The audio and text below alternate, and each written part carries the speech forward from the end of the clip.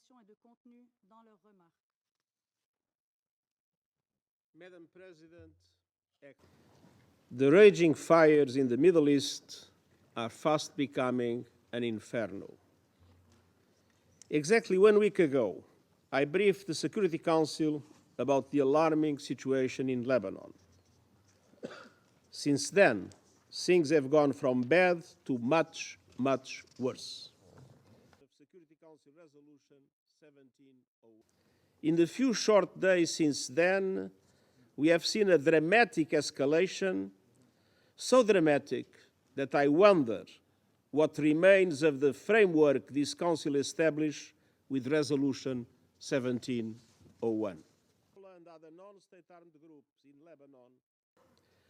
UNIFIL peacekeepers remain in position, and the UN flag continues to fly despite Israel's request to relocate.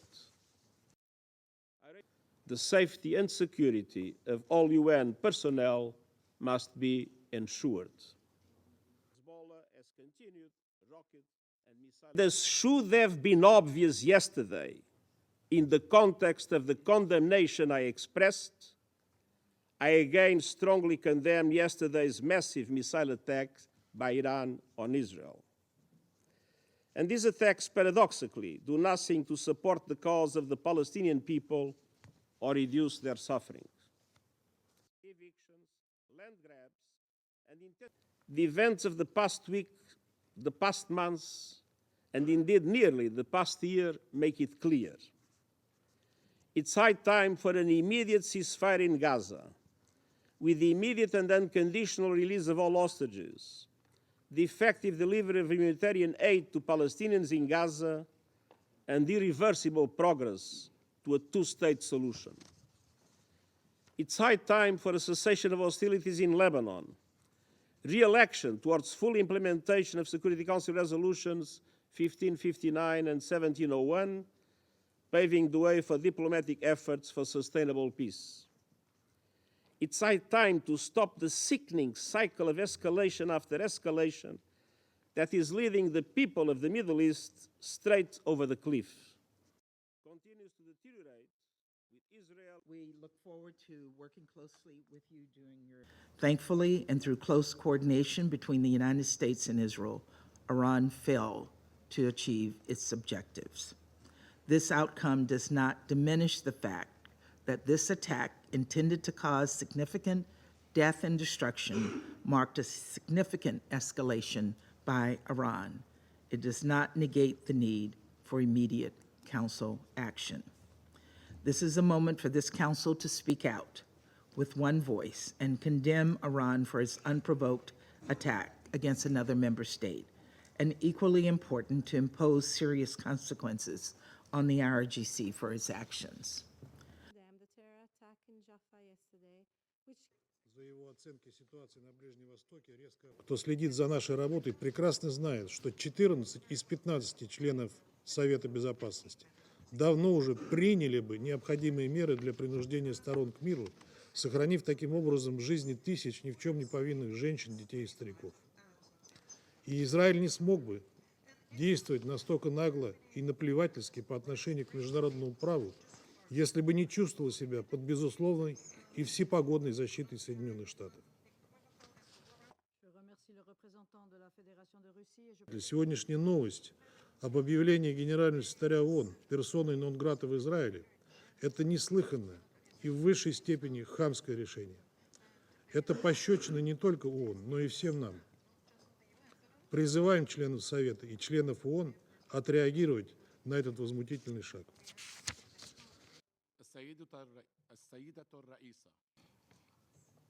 لكن ما يحدث اليوم من قتل وتهجير وتدمير غير مسبوق لا يمكن السكوت عنه وتجاهله.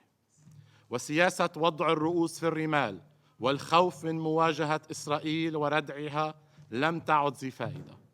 فأولاد الجنوب والضاحية الجنوبية لبيروت ينامون في الشوارع، والأمهات تحمل أطفالها هاربة من هول الغارات والصواريخ الفائقة التدمير التي تستخدم ضد المدنيين. Last night, the Iranian regime launched We are under attack. This was not just an escalation. It was a direct assault on our very existence. The world watched silently as Iran funded and directed attacks against us for the past year, arming and training their proxies for decades, and the international community sat quiet. The silence, the routine call for de-escalation, only emboldened Iran. Must step up. Iran must pay a heavy price. To equate Israel, a nation simply wishing to live in peace, acting in defense of its people, with an aggressor bent on our destruction, is not just wrong. It is a grotesque and immoral distortion of reality. This is not a conflict between two equal sides.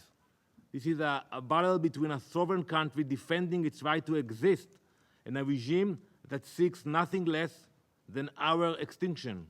And I repeat what I said last time. We have no border with Iran. We have no dispute with them.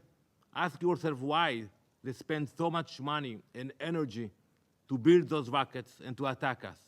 Congratulate you, Madam President, for assuming the presidency of our invocation of the right of self-defense followed by an extended period of restraint reflects Iran's responsible approach to regional and international peace and security at a time when the illegal action and genocide carried out by this occupying apartheid regime against the Palestinian people, as well as its repeated military aggression against Lebanon and Syria, continue.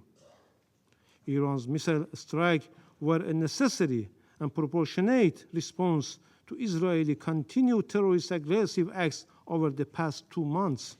Iran to maintain the strength, citing ongoing ceasefire negotiations, regime even provide Israel with jet fuel.